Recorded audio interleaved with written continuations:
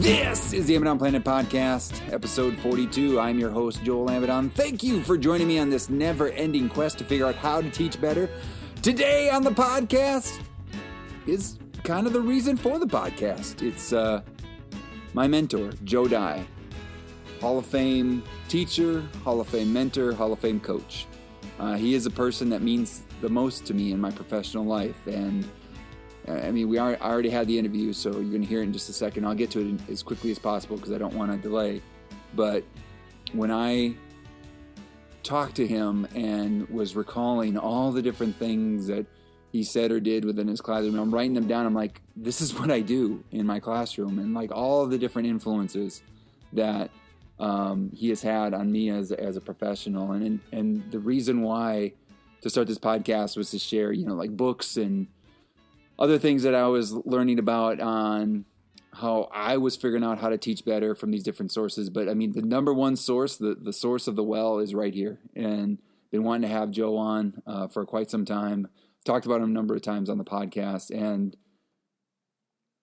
global pandemic got in the way.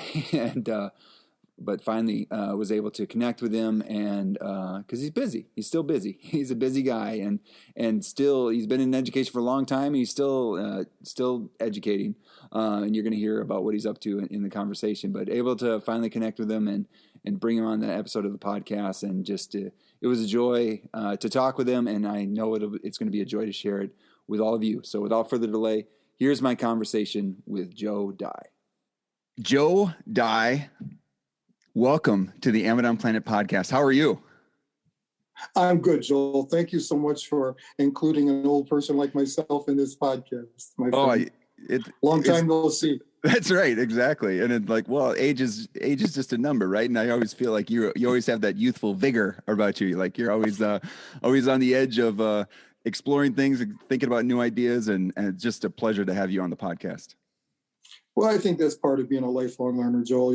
As you continue to learn from your grandchildren, from former students, from former teachers, and every day is a new opportunity to do something better.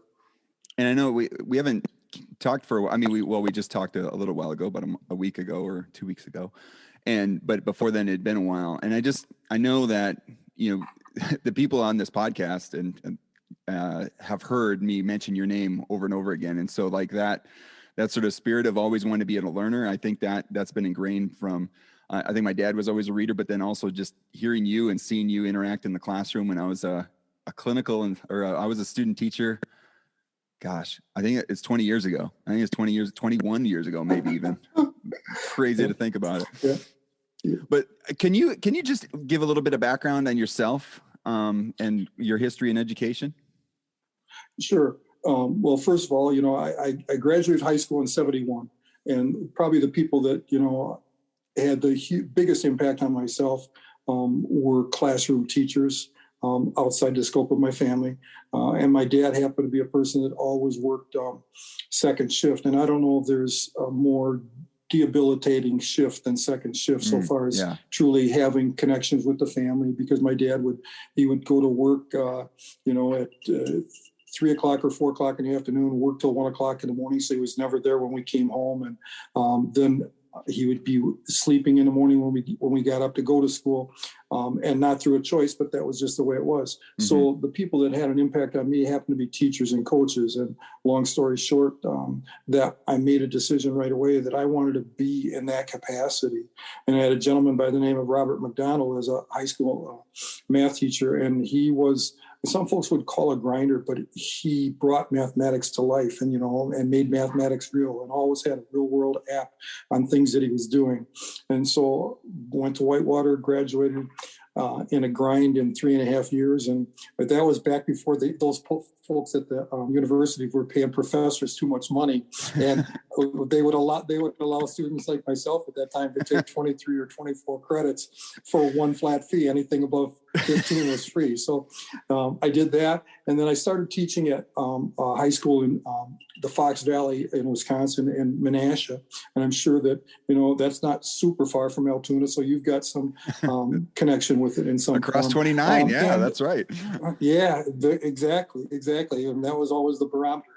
is it north of Highway 29. That's right.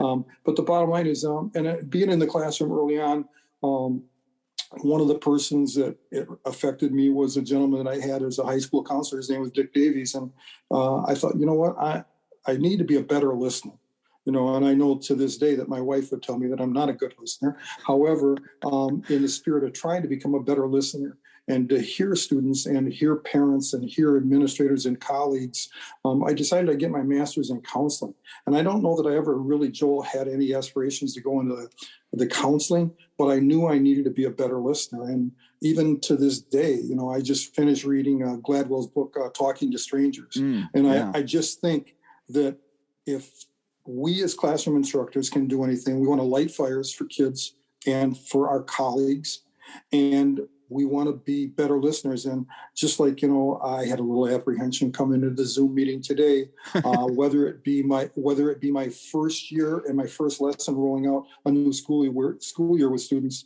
I always had those butterflies in my stomachs on the first day of class because, on the other side of that desk are the parents' most valued assets. And I mean that they're the most valuable thing that we as parents hold, and are the children that, they send off to school to trust us as educators every day.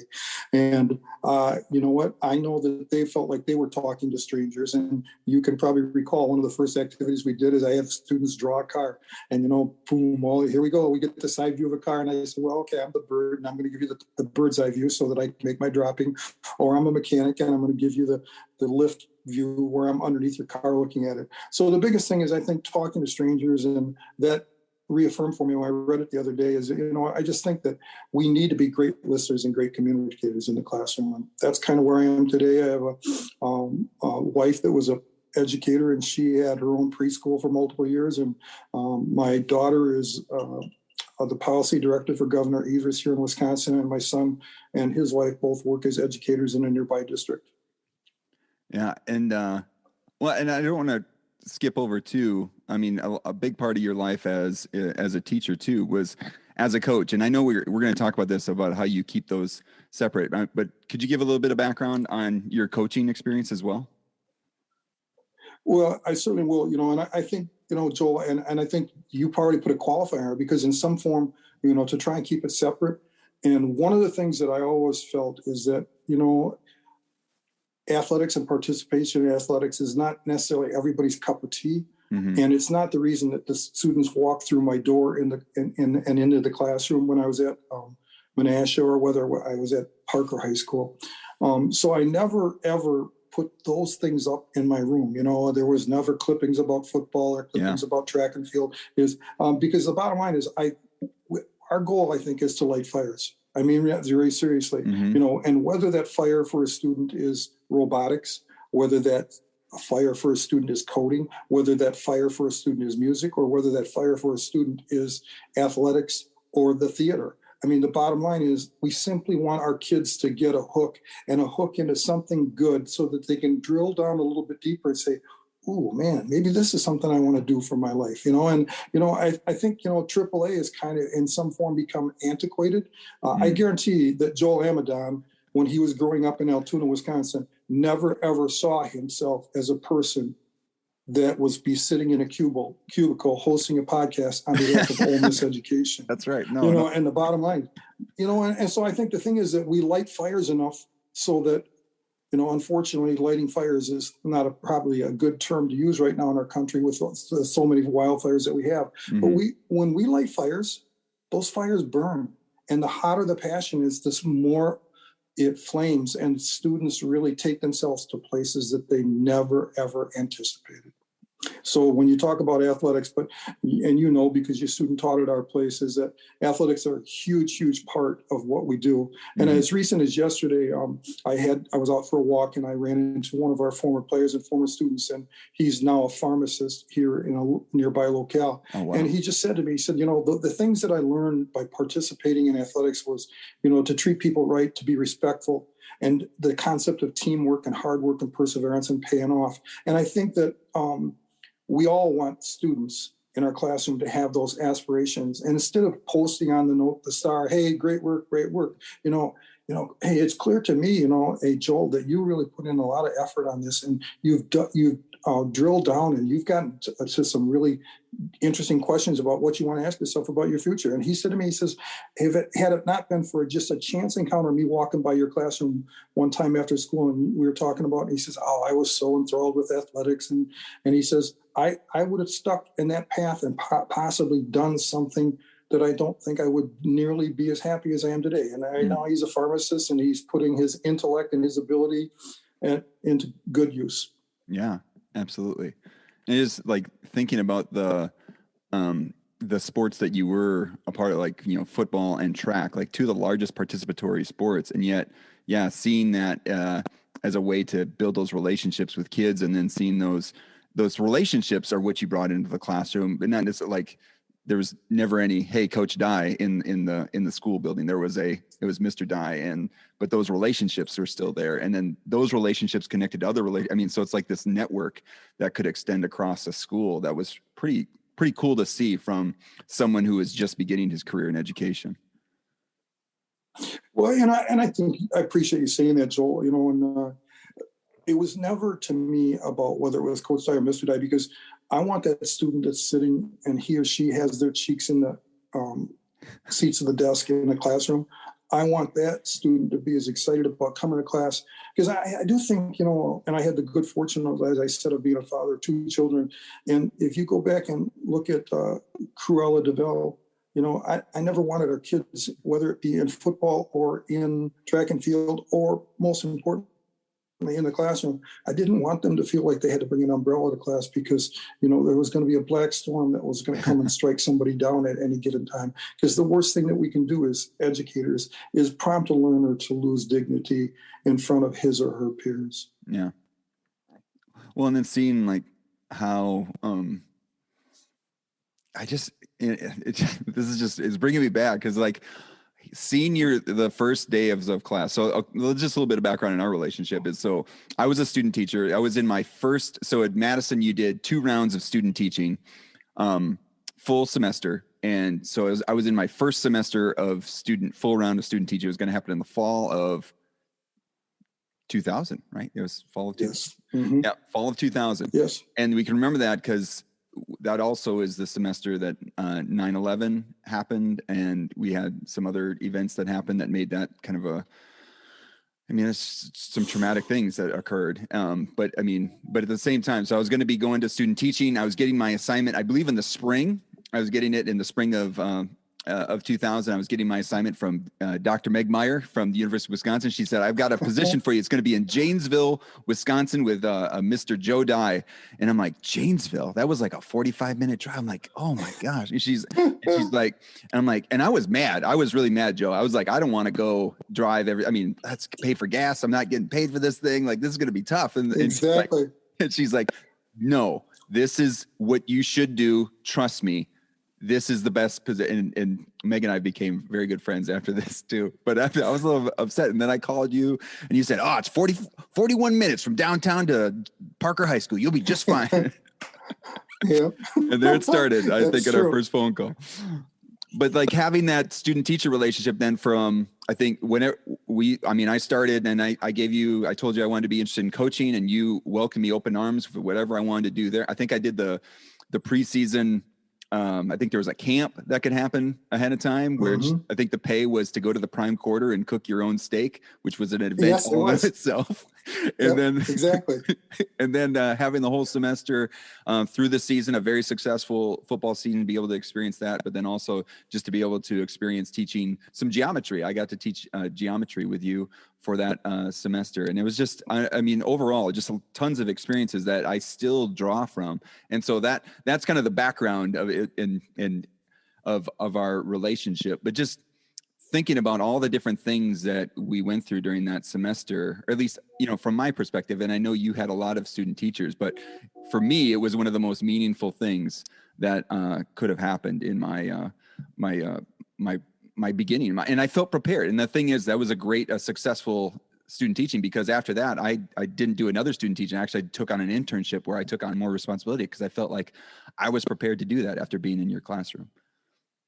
Well, I appreciate you saying that, Joel. And I think, I was blessed because as an educator, it is a little bit like the lottery, except that when we come out as field experience teachers, there's not a draft, and we're not praying to be the number one draft pick. Okay. But the bottom line is it is by chance. And my assignment happened to be at a school, near Janesville, Delavan, Darien. And my experience with, and I was really, really blessed. And I'm now old enough to realize, and I didn't realize it too when I was in the classroom. I had an experience where they were using IGE program, individually guided activity, education, excuse me. So everything was predicated on your proficiency. And each week there was a learning activity packet rolled out, and students in 4 of the classes were in different places all over the board. And then I also had the opportunity to teach in a traditional class that was a pre-algebra class where they were not using IGE. So I got an opportunity to teach in a classroom where literally there were no walls with individually guided education, and students at 5 or 6 different points at any given time. Wow. And then in the traditional setting. And Reg Hawkinson and Bruce Kelly, they were the people that kind of lit the fire for me. And my answer is, and Joel, you know this because you student taught here, but we've had lots of persons that want to come through and they want to get involved in our athletic program in some form. And the biggest thing I think is it's predicated on relationships. And you can't build relationships, if you're here, part Hawaii and you're here today and gone to Maui. I mean, the bottom line is You need to have consistency because that student, he or she, they're saying, hey, is Mr. Damadon here today? Can I get some help? Or is it Mr. Dye or whoever it might be? And just as your own children go through school, I'm sure that you experience as a parent the relationships and the connections that your own children build with their classroom teachers. Mm-hmm. Yeah. It's amazing because I didn't know that a part of your field experience of having the individually guided activity. That was part of that teacher-proof curriculum sort of era. Hey, just go and execute these sorts of things versus when I get sad thinking wow, they're basically trying, the curriculum is almost trying to insulate students from teacher and thinking about you as a teacher, an outstanding teacher. And again, this is, I'm going to send a lot of praises your way, Joe, but thinking about that is kind of sad, that there's that disconnect and that the curriculum is almost trying to build. And so the fact that you went through that, that was kind of interesting that was a part of your background. I did not know that. Yeah, well, you know what? I think it is interesting, Joel. And the other side of the deal right now is, as I shared with you locally here right now, I'm doing some things with virtual instruction at our Arise virtual school here in Janesville. And I see that, and we use a canned curriculum, and I don't sit in judgment of that curriculum. I sit there and I'm actively participating to support the student or the learner's experience in the curriculum. However, and I think there are pros and cons on the IGE concept or even the virtual classroom when they're using a canned curriculum, because some of that is self-actualized. Okay, the student, he or she has much more ownership of the discovery and how deep they need to drill down, because some students may grasp the concept immediately, where others may need to drill down a little bit deeper to get that to be placed solidly in their gray matter. And so it's even today, as an elderly teacher, I am very mindful that learners learn in different ways. And I was blessed because I had an opportunity to learn from some tremendous persons when I student taught. And the other thing is, and one of the reasons I've always felt this is I wanted to support education because it's something I truly believe is, and this is not self-serving. I think it's the most important profession in our community and in our society, because we build good people by doing good things. Yeah, absolutely. So I wanted to throw some learnings that I've had from you and just maybe even have a little discussion about them, but then even to think well, where did that generate from you? Where did that come from in your path in becoming an educator? And I sent you this list, and I wonder if you're ready to rock with this to see if how this is going to go? Yep. All right, here we go. Sure. This was like lesson one. I want to say the first day, and I think it was even connected to, talking about, your master's degree in counseling and wanting to listening. You made that clear, like, and to see that also in your teaching as well. But this idea of people don't care what you know until they know that you care. And I think people have heard that, but I actually saw it. And so I saw it and I saw how you interacted with people. Even I just remember I think I maybe came in to visit before, maybe in the spring or something, just to come and get introduced or something. But I saw you teach a lesson on circles.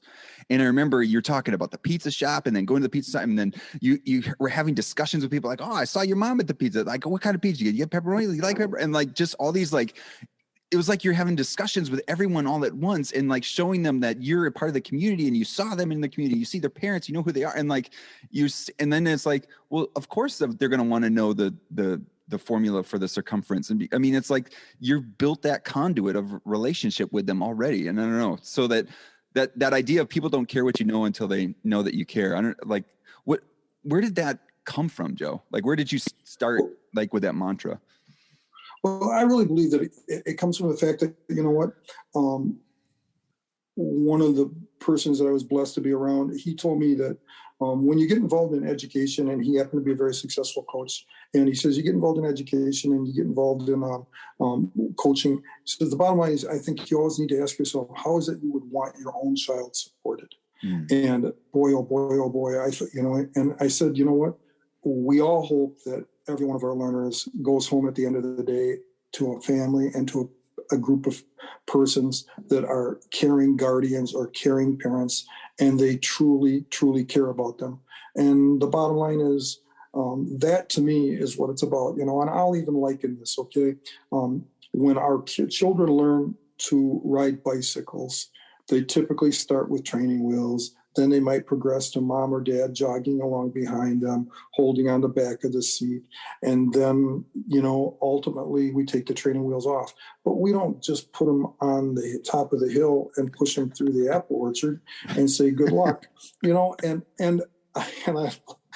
so that's what I'm saying. We don't want people to have negative experiences, because when people have negative experiences, I think that sometimes they can internalize, and it can cause some suffering and some pain in some way. And it prompts them to, get a little bit callous and perhaps not to want to participate in the manner we would hope they would. So I think that you want to build confidence. And I think, by allowing students to engage in low risk activities, whether it be the classroom learner, and you have that person that he or she is not a real vocal participant, and that he or she is lacking confidence in some form, let's give them a chance to swing and hit, whether it's a foul ball, and as opposed to swing and miss. And now when they swing and miss in front of their peers, all of a sudden they internalize it, and there's some reluctance again to go back to the plate. And I'll say this because everybody's got theories about what we should or shouldn't do in the classroom. But Madeline Hunter, when you talk about effective learning, I truly believe that her warm-up activities, which were always intended to be low risk, and there was a progression, and maybe you have 3 questions in the warm-up. One would be real minimal low risk. The second one would prompt a student to need to drill down. And maybe the third one would be the stretch problem, because when you have a classroom of learners, we know there are different abilities, and we want to make sure that all the activities that we're doing get the students actively involved. And my big thing in the classroom and also on the field or on the track is active learning time.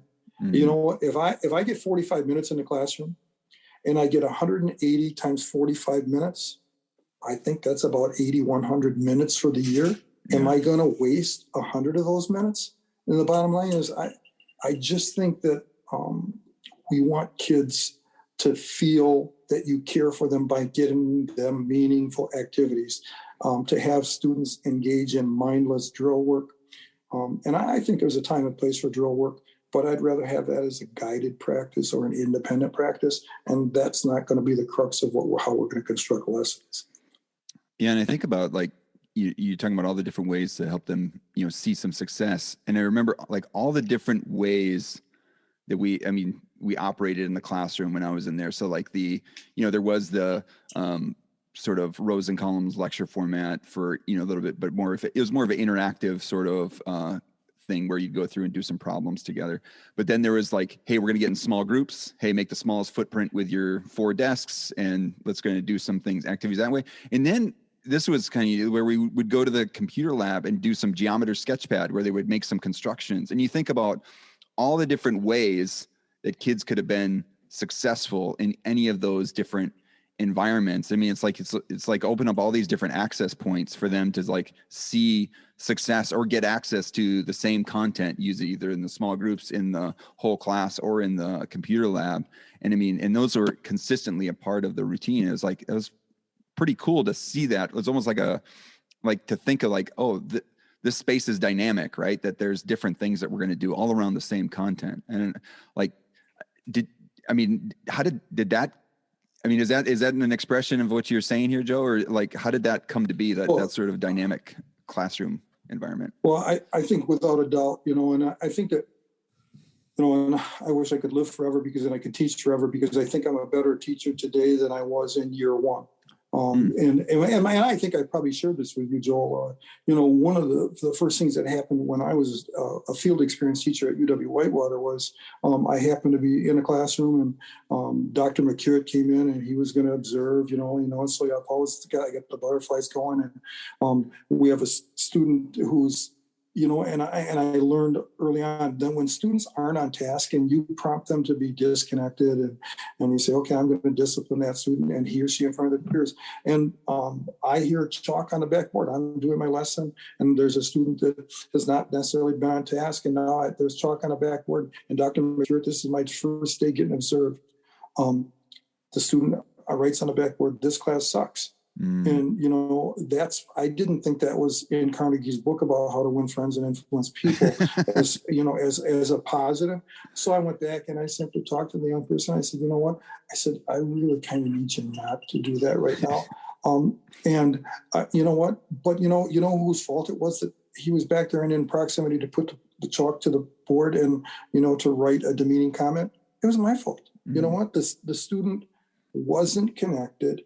And that's why I go back, and if students truly know that you care, whether it be talking about seeing their parent at the pizza shop, or whether a student, is, when I student taught in Delavan, there was a certain segment of the student population that was transient. And because Delavan is a produce and an agriculture area in the state of Wisconsin, where there at that time were a lot of transient workers, migrant workers that rotated through. And those students, in many instances, and we weren't teaching at a time where there was an English language learner support system. Yeah. And we have made some improvements, and we've addressed some things. And, had it not been for that issue, I probably would have made a little bit better impression on my field experience supervisor than I did the first day. Right. But I mean, going back, and you said, okay, you talk about the individually guided experience on Geometry Sketchpad. And then doing the group work. I think Michael Cera, who wrote the book Discovering Geometry, a lot of people are really enamored with Michael Jackson and Elvis Jackson. Michael Cera was kind of my rock star because, and I was kind of the weird dude because, lots of my friends wanted to do lots of things, but I truly, my best friend in high school was not an athlete. He was a music student and a piano player. And he's an incredibly successful banker to this day. But the bottom line is, and so I think that breaking down those walls and talking to strangers, I'm going to quote Gladwell again. I think that's something I was able to do early on. And I can still remember so many things that I learned from my parents and my grandparents about how to interact with others. And so when I go back and I think about Michael Cera's work, I had the opportunity to go to NCTM in Nashville. And I can remember being like a groupie sitting on the floor, just arduously taking down every word, and I didn't have a tape recorder or anything like that. Here I am, I'm just arduously trying to take every word down that Michael Cera said, because he was kind of the the guy that said, it's okay for kids to ride their bike and skin their knee, but make sure that you use the training wheels long enough that they get some confidence. And so then, yeah, okay. Well, you know what? When kids get on the sketch pad, and we all know that even today, and I look at this from my perspective, okay, being 68 years old, Joel, I understand that there are lots of persons, and I interact with people that do not embrace technology.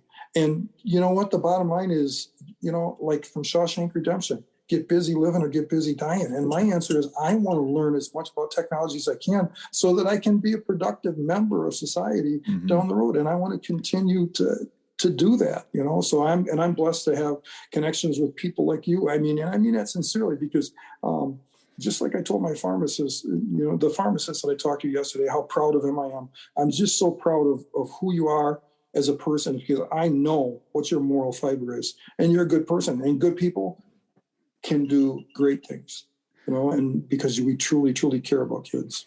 Well, and that was, again, another cool, feather in my cap was being with somebody who is a consistent learner and thinking about all the different things to get. I'm going to jump out of order here for a second, but in our script, but the Geometer Sketchpad, just for those that don't know, it was basically a software where you could manipulate lines and segments and things and measure angles and such, so that things like the law of sines, where there's the relationship between in a triangle between the angle of the sine of the angle of a triangle and the length of the opposite side, and you can see how they're all equal if you look at that. And no matter where however you manipulate the triangle, whatever size you make, you see wow, they're always equal. That's amazing. And so being able to see that versus just telling a kid was kind of cool, and it was mind blowing back then. And so that we had a chance to show those sorts of things, and I had the experience to see how would you because we would see those tools. I remember I had to buy the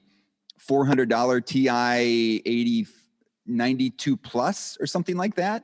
It was Probably. It looked like a world destroyer, like something like Dr. Evil would have.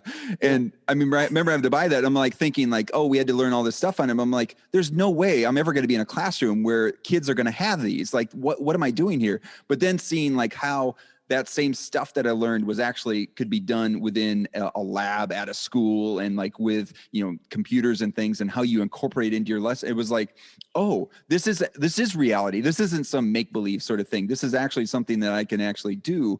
And thinking about then you going to NCTM, and I was laughing because NCTM is the National Council of Teachers of Mathematics, and they have conferences, a big conference, and they have a regional conferences. And I believe they had a regional conference in Madison. I don't know if it was at the same time as I was in your classroom, but I had the opportunity to see Geometer Sketchpad demonstrated and talk to the demonstrator. And I don't know if it was Michael Sarah or whoever it was that was in charge of the to go talk to them in the exposition hall. And it was one of those moments oh my gosh, this guy, this is kind of cool. And you're anyone outside of that hall would have been who are you talking to? Who are you getting excited about? But it was amazing. Exactly. But that idea of life, buddy. Oh yeah, exactly.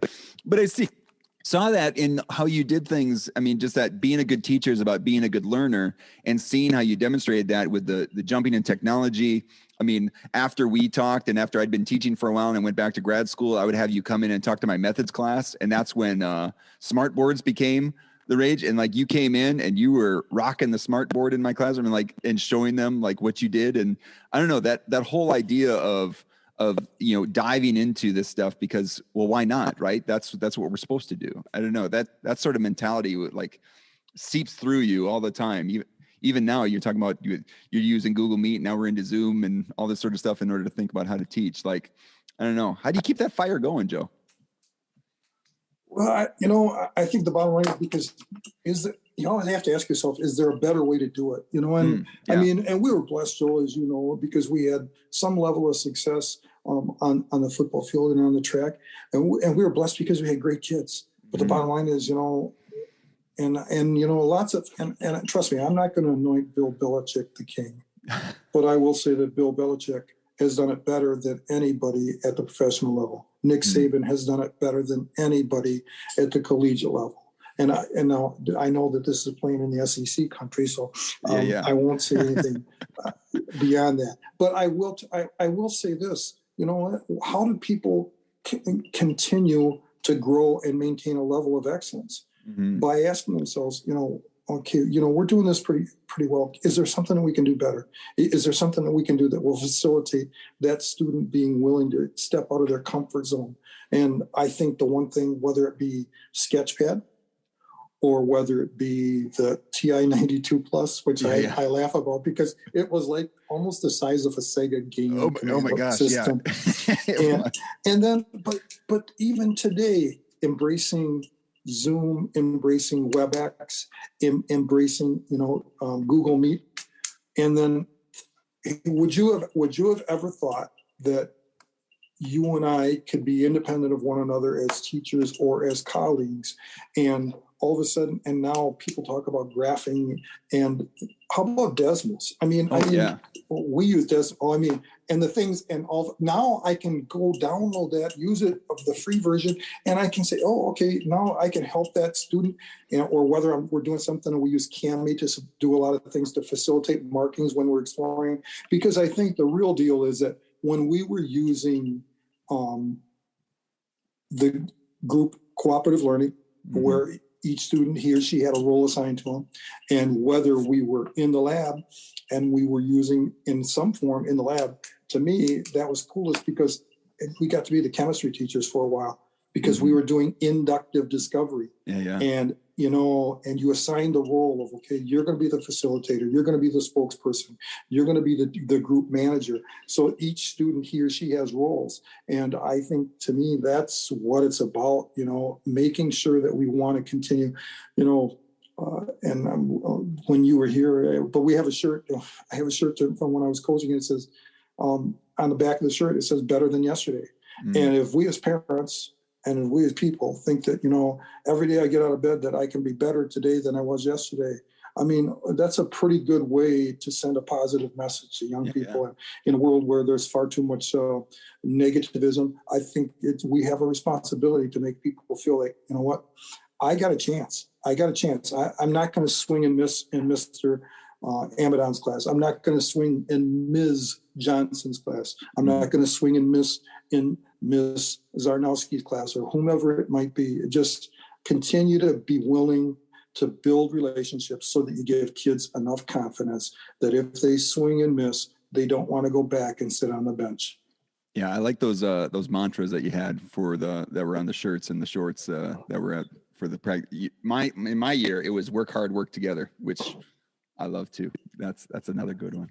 So there's something I need to ask you about, and something that if anyone that's ever had a class from me is going to know what I'm going to ask next, because it was the thing that stood out, and the thing that it was kind of like the thing that was as portable as anything was this idea of a written learning celebration.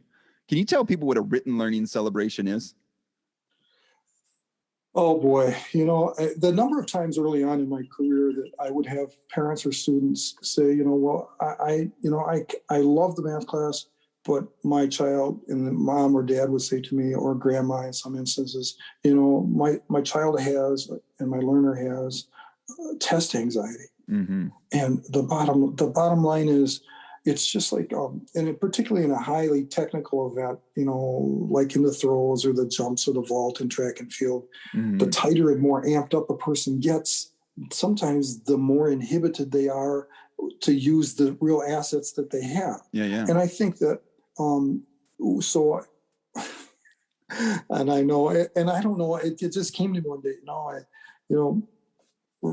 a written learning celebration, and we could bring Cool and the Gang in, and we have a little background music. That's right. And part of that was because I had been around programs, for example, as a coach, and I think you learn on both sides of the field. Whether you happen to be on the side of the field that has more points at the end of the contest, or on the other side of the field where you have fewer, I think you still learn, and I think you still respect your peers across the way. And the bottom line is, sometimes when you're involved in a program and they're not being successful, and kids aren't performing and necessarily having fun, you have to ask yourself why. So then you go back and you revisit. And I think that, to help build confidence, I don't want that student to he or she in my classroom to sit back and say, oh my God, we got a unit test tomorrow. And I think there used to be make and break deals, okay, this is, and this is something even that I struggle with right now as a virtual instructor. And even though we do have multiple DBAs where we have discussion-based activities where I engage the learner, and it's one-on-one with me and them in a Google Meet, or one-on-one with me and them in a Zoom, we still want to get an opportunity to drill down. And I think there are prompts that you or I can give as teachers. Okay, well, can you tell me a little bit more about that, Joel? Can you tell me, okay, what happens when we try and apply the concept of the Pythagorean theorem in the real world? Mm-hmm. Oh, you're building a deck? Oh, and you said, how big is your deck going to be? Oh, it's going to be 16 by 20. Oh, okay. And this student now is in a building trades class. He's actually having a high school experience as, in some form of carpenter and learning all those things. Now we've brought it to a place that, I remember I was sitting in Dye's class. He's kind of an old part, but he says, I can still kind of learn something and see it kind of, I remember when we do that. In fact, I have to be honest with you. I mean, I had a situation where I went down to talk to the person in the city about, we were doing something on the back of our house.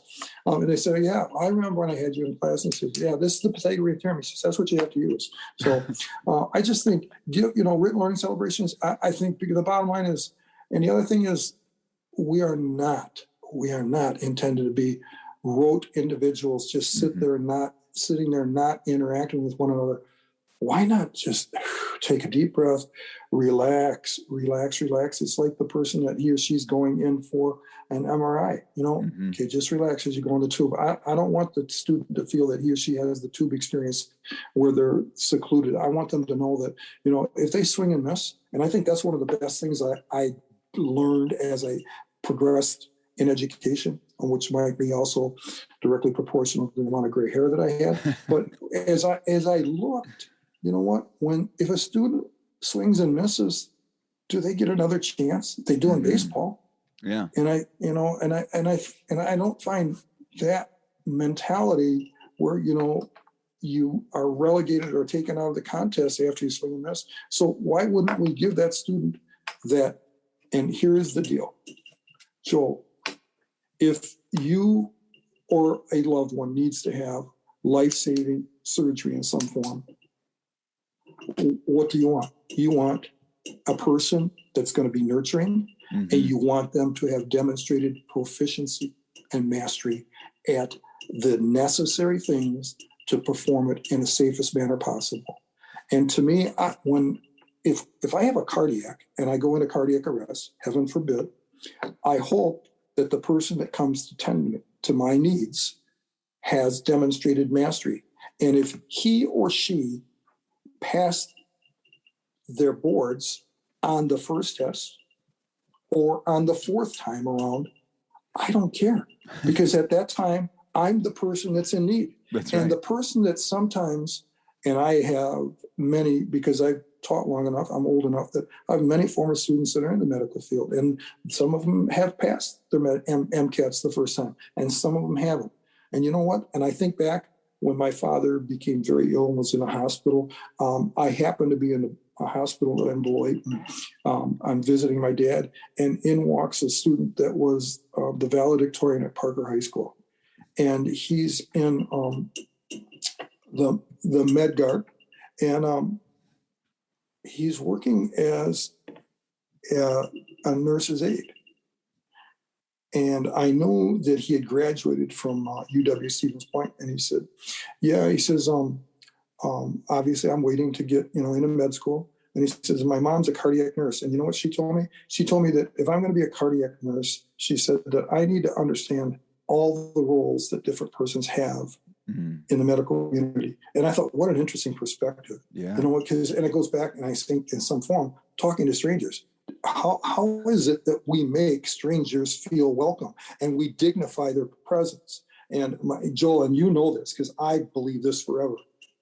My number one assignment when I took on a classroom was to make sure I knew the students' learners' names in 2 days. And I can tell you, and there was a reason I had an organized seating chart, because I wanted to learn the student names right away and as fast as I can, because I think when you call students by name and you praise them by name, they become more and more confident. And no longer is it a unit test or a summative test or a formative test. It can simply be a written learning celebration with Cool and the Gang in the background. And I can remember, and I'll say this point blank, when I first started, in the weight room, a very regimented, and I don't say with any level of pride, I thought we always did a great job of treating students with first class and in a very respectful manner. But I would never, ever have thought about having music in the weight room. And we had a person that student taught at Parker High School, and he was on the field, and I watched him, and he was a tremendous teacher and a tremendous coach. And we hired him, and we were fortunate to hire him back from Cuba City. And he came back to our place, and every time we would go to the weight room, he would crank up AC/DC, and that AC/DC wasn't in Metallica, and they weren't, and I know surprisingly, because you know how I rock. Okay, they weren't on my playlist. Yeah. But I watched, and all of a sudden, you know what? I'm looking around and I'm watching our kids. It's not interfering. It's not interfering. Mm-hmm. And I thought, hey, you know what? If that doesn't interfere when our kids are doing lifting, might the introduction of music into the classroom, and I don't even remember, Joel, when you were here, we would play, like when there was some independent practice, or there was some guided learning, I got to a point where I played music on a low, soft level in the background. Yeah. And I didn't do it all the time, but there were certain days that we did. And I think that you have to ask yourself, is the classroom being set up for your comfort? Right. I mean, because I clearly understand that Kate picked your classroom where you're teaching from right now, and you deserve that. Okay. And I say that in full jokingly. Okay. But the bottom line is, you know what? Is why are we doing what we're doing in the classroom? Shouldn't every decision that's made in the classroom be predicated on what's best for the student in the long run? Absolutely. Well, that's literally how I ended up getting into the written learning celebration and Cool in the Game. Yeah. Well, I mean, and my students have, heard me talk ad nauseum about it, but like even just the day that you called, we were finishing up a written learning celebration, and and we did it through Google Forms, and I had at the end, anything you want to disclose, because I always put like some sort of like release valve in case there's something that's bothering them, anything, it could be about the celebration, or could be something about the class, or just, they just want to say something. And about 4 or 5 people just said, because it was the first time they had me as a teacher for in our preparation program, it was like, hey, for some reason, the word celebration just like made me think like this is nothing to get too excited about. And I was able to go in, and we were breaking down standards into objectives. That was the main focus of that.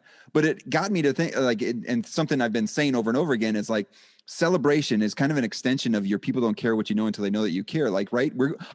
We've learned stuff. Let's celebrate it. Like, cause I know your name. I know you. I want to celebrate this learning with you, versus test feels like very impersonal. Feels like I don't trust you. Like, Joe, I want to test you. I want to see, I don't think you know this. I'm going to test you to see you if you actually know. It's like, there is a little bit of like, there's such a difference, and it's a simple word.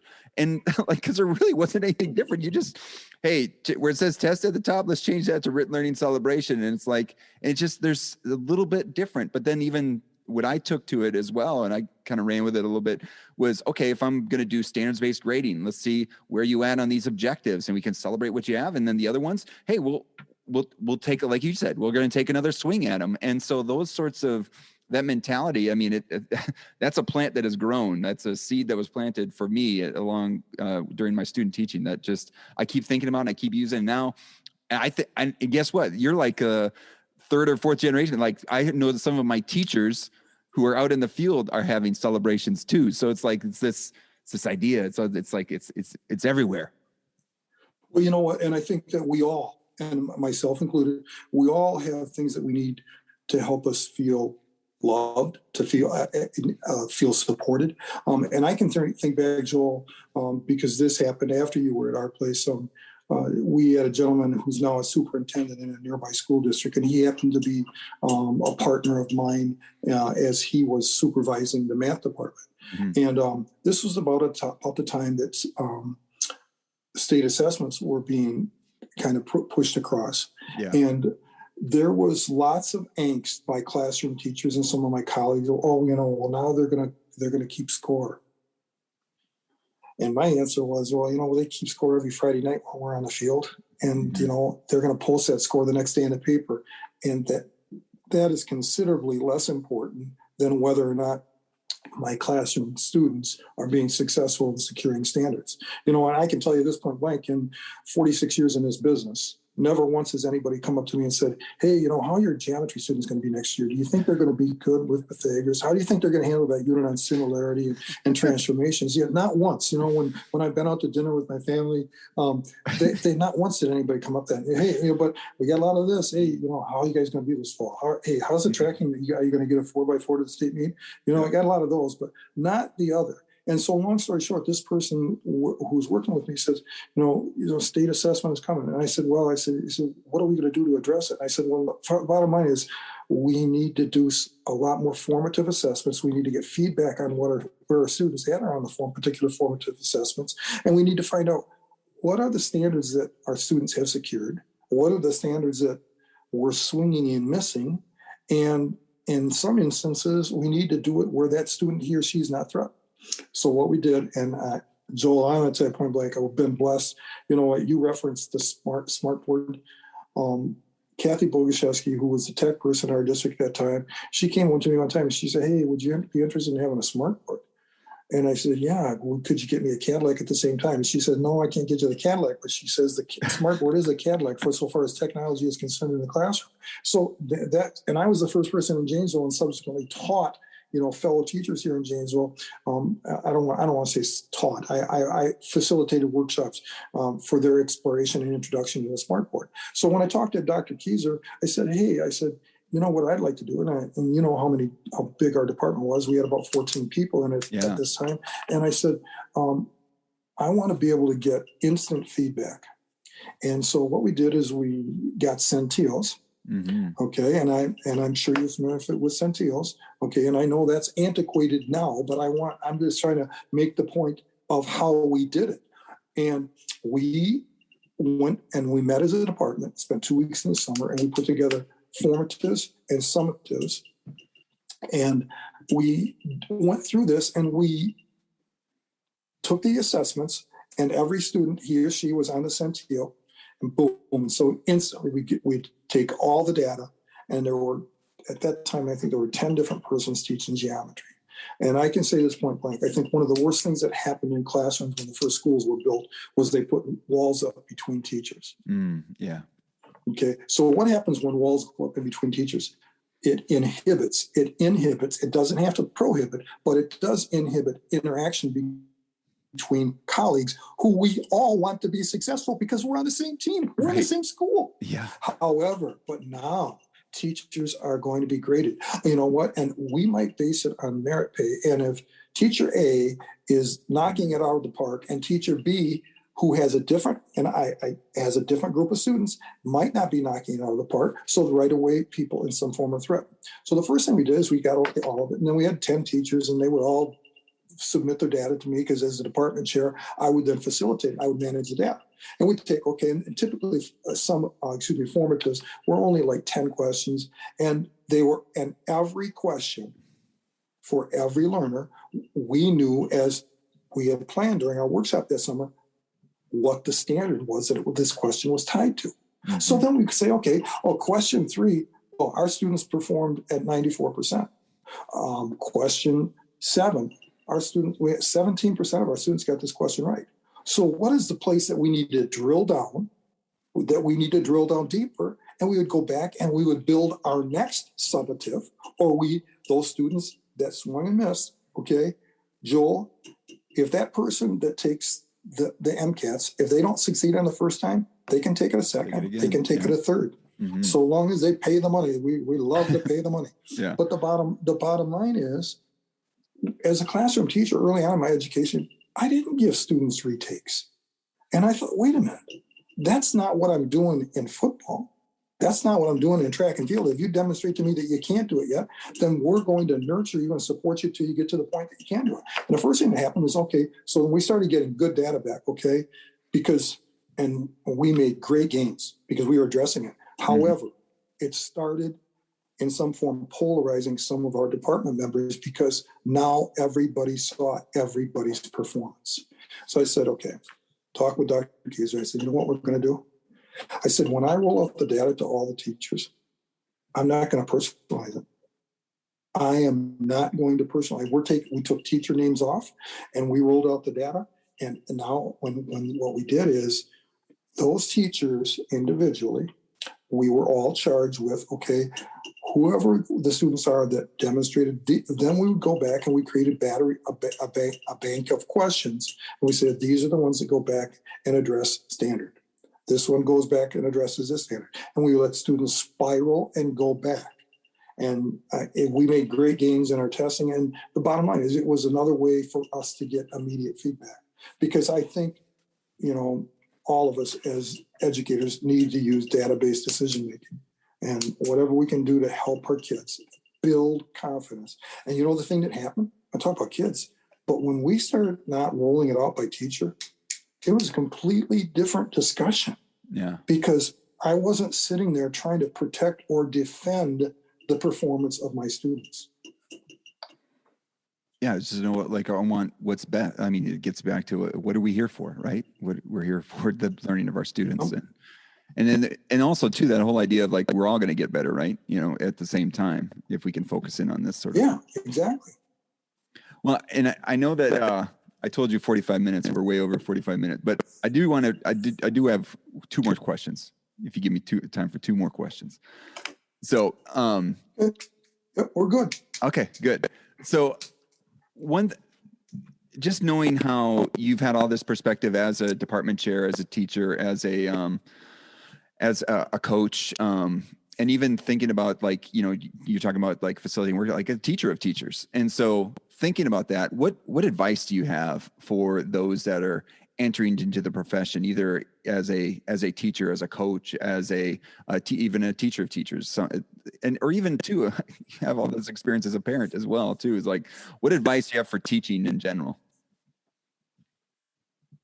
Well, Joel, I think my number one piece of advice for teaching in general would be to be a good listener, and have great compassion.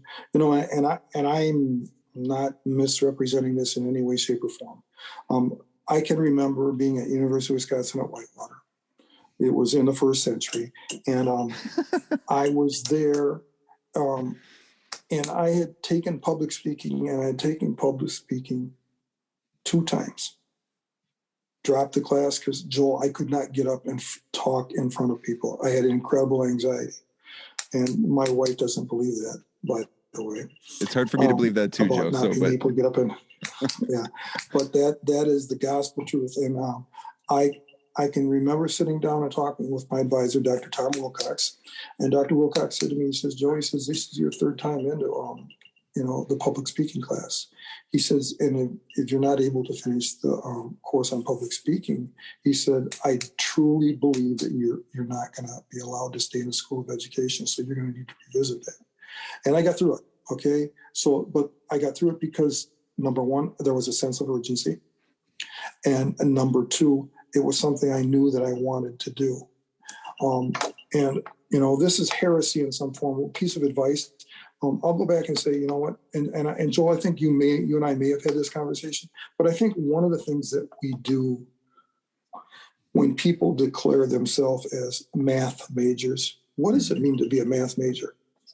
Okay, well, we're going to study topology. We're going to study college geometry. We're going to study discrete mathematics. And you're going to take 3 semesters of calculus. Mm-hmm. And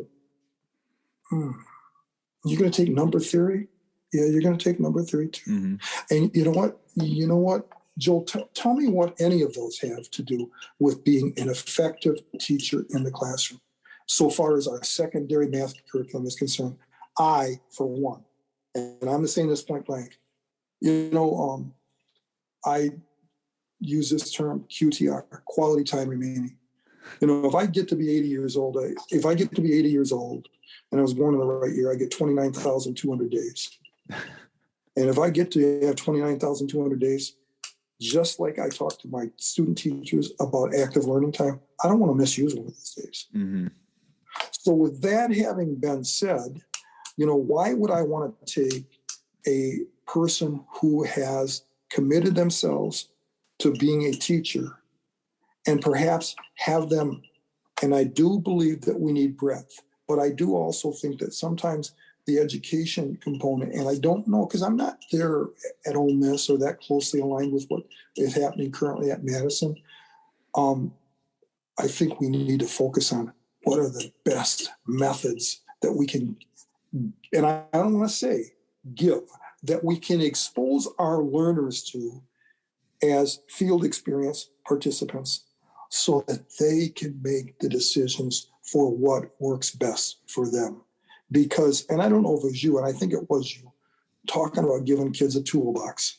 Mm-hmm. But we want kids to have toolbox, and not everybody's toolbox looks the same. You know, everybody has tools. I have two. One's a phone book and one's a checkbook. The phone book has become antiquated now, and my checkbook doesn't always work real good depending on what time of the month it is. So my answer is find tools that we can expose kids to, and don't be afraid to let kids swing and miss. But most importantly, love your kids every doggone day. And I mean that seriously, care about them. You know, and in the virtual time that we live in, I'll share this experience. You know, so you meet face-to-face via Zoom or Google Meet. And I'm working with a learner this past fall. And one of the first conversations we have, and she's in a math class, and I said, well, how do you feel about going virtual this year? And I think lots of students were put in a position where it wasn't necessarily their choice that they were going to go virtual, but mom and dad made the choice because they felt that was best for their child. And so you're certainly not going to weigh in one way or another about that's appropriate or inappropriate with the learner. But, I said, how are you feeling about it? Oh, she says, you know what? I'm okay, I guess. Excuse me. She said, but the thing that I'm really upset about is I can't take choir, and I can't take a cappella choir. Oh yeah. And and time out. And I said, Joe, I've never thought about that.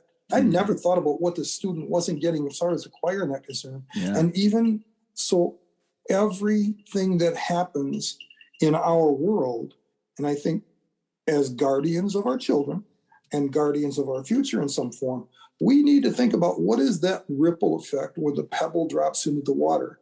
Because when it drops into the pond in your backyard, Joel, you know what the ripple effect is. Mm-hmm. I don't have any idea what the ripple effect is in Oxford, Mississippi. Okay, but when 16 inches of snow drop in Janesville, Wisconsin, our world doesn't necessarily stop. Now, if you give me some of the heat and humidity that Oxford experiences, probably we look different in the summer than Oxford does. However, so my answer is for people that are considering this, number one, you will never be disappointed that you made the decision. Number two, you'll never be able to count the number of times that you light fires. And I think that for myself as a classroom teacher and as a coach, it's about lighting fires, because we used to tell our kids all the time, to play the game is great. To win the game is greater. To love the game is greatest. And to love the game means that you truly care about all the participants on both sides of the field. And the bottom line is I'm hoping that, by students that are with Joel Amadon in Oxford, Mississippi, or a field experience student at UW-Whitewater or at UW-Madison, I hope that people are helping them keep supplied with matches. Because sometimes you strike the match and it breaks. And you know what? So are you going to quit trying to light fires? I'm not, and I'm not going to look for a default, an auto light. I'm going to go and I'm going to keep striking matches. So take chances, and don't ever be afraid to swing. You know what? And don't go back to the bench and sit down if you swing and miss. And just support kids. Love them, man, because kids are our future.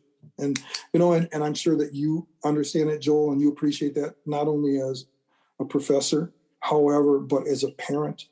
And, when you're blessed to be a grandparent someday, and I think the one thing is that life has slowed down for both my wife and myself because we're not full-time teachers at all at present. So I think the coffee, you get the smell of the coffee a little better. You understand, the ambience that happens on a daily basis when you watch your grandchildren go off to school. And we were blessed this year because for the most part, our two grandchildren were face-to-face as learners. And they were able to, get to a cohort group that they could support that. So, but the biggest thing is my advice is, light fires and love kids. And most importantly, be a great listeners. And you know what? Those kids, when they come in your classroom, the very first day of the year, when we're back to face-to-face learning, they are going to be in a position of having to talk to strangers. And as my good friend Gladwell would say, think about how it is that you're going to facilitate and listen attentively.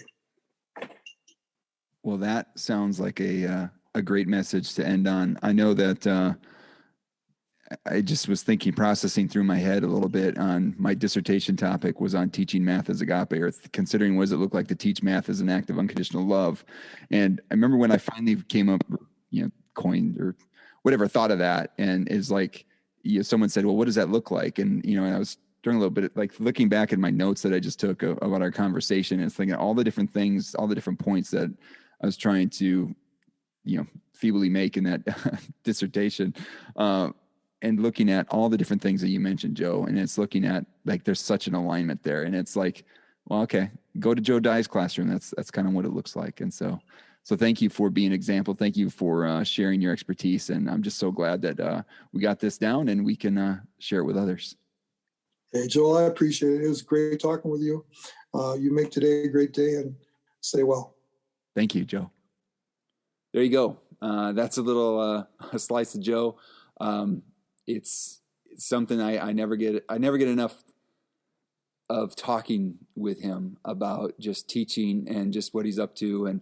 And as you get, like, there's always kind of like this edge of I don't want to say mischief, but just like, he enjoys what he does. And like, there's a picture of him and I want you to go see it. It's his Hall of Fame induction picture. It's through the Wisconsin Football Coaches Association, but I'll put a link to it in the show notes. But go take a look and so you can see Joe. Like, that picture is perfect because it's like he's got this little grin, like it's like you and him are in on some little secret. And that's kind of how he was with his classroom. Like, hey, this math stuff, you got it. We all got it. You'll get it in just a second. Or, this teaching thing, like you might not get it, but you're going to get it. Or this football thing, you're going to get it. Like, and it's all fun. It's all, we can all engage in it. We can all make the most out of this opportunity. And so go take a look at that picture and so you can see Joe and just read a little bit more about his life. He's a very humble person. And I don't know. I just wanted to take a moment through this podcast, at least, to shine a light. And maybe there's more influential people out there for those of you that are teachers that maybe we should have them on the podcast as well. And so don't hesitate to drop a line to joel@abaddonplanet.com. You can also do a bunch of other ways to reach me. We'll go through those in just a second. But thank you for listening to this episode. That's about all we have. There'll be show notes, again, at abaddonplanet.com/episode 42.